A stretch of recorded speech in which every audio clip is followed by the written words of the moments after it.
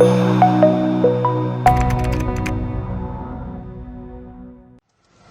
الرجال؟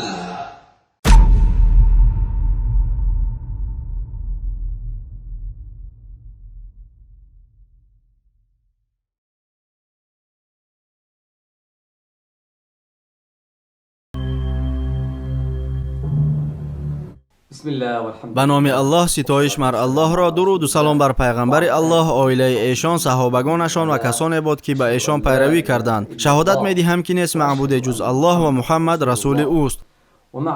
امروز ما آیید کلمه نهم برنامه‌مان که آن کلمه تبتل یعنی خود را به الله بخش می باشد صحبت خواهیم کرد. او تعالی در قرآن گفته است خود را به او پره بخش. چنان که ابن عباس گفته است تبتل به معنای عبادت خالص به خداوند است. حسن گفت غیرت کن و جانت را به او بخش. چقدر ما به او محتاجیم که خود را به الله بخشیده به او تسلیم شویم. چقدر ما در عبادت به اخلاص نیاز داریم. ما به سبب ناتوانیمان به آن نیاز داریم که جانمان را فدای او سازیم.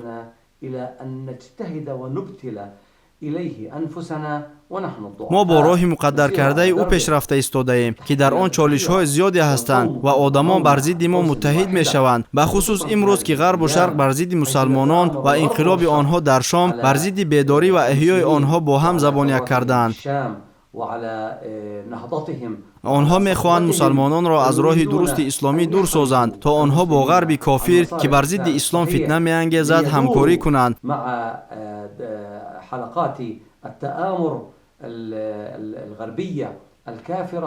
و با مقصد موافق ساختن اسلام به دنیویت، نظام سرمایه‌داری، دموکراتی و باقی مفکوره‌های غیر اسلامی حکم‌های شرعی را تغییر دهند.